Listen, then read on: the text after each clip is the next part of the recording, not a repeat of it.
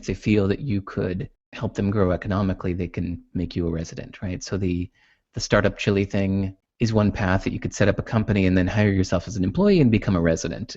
If you incorporate a company in Belgium, you get something called a professional card, which means that you're now a resident of Belgium. And then if you stay in Belgium for 5 years, you become a citizen of Belgium, therefore a citizen of the EU, which is a pretty awesome passport to have, giving you the right to live everywhere from Iceland to Italy for the rest of your life.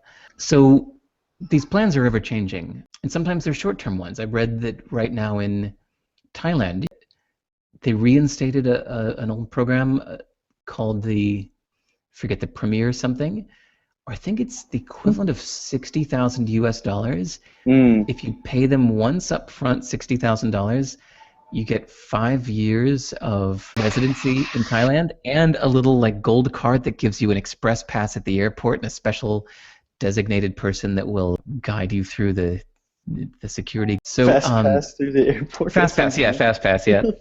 So it's becoming an official resident somewhere. I mean, there's a lot of strings attached. It means you're now a taxpayer and you have duties to not just pay your taxes, but sometimes do other things too. Like some places you have to vote, things like that. So you got to decide whether you really want to put down roots somewhere. The pros are they will let you stay there for as long as you want. The downsides are paying taxes and doing annual forms and stuff like that. And then it's also the big stack of paperwork to get in the first place.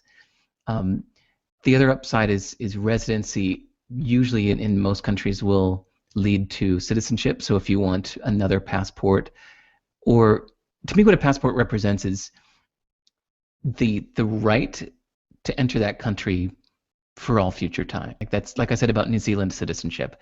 I love New Zealand. I think it's a really well-run country. I really admire this country. This is a place I would really love to always return to for the rest of my life and maybe live, retire, die here, etc. So that's why I wanted to pursue citizenship, because then that little document gives you the right to enter the country for the rest of your life.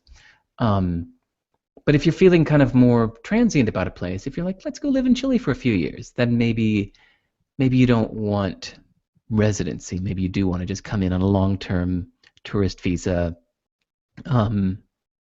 Yeah, I don't know. I geek out on this subject. I've learned the laws of a lot of these places. Actually, the sovereignman.com website is a good community where he's constantly sharing tips about the different residency and citizenship laws of the world. So.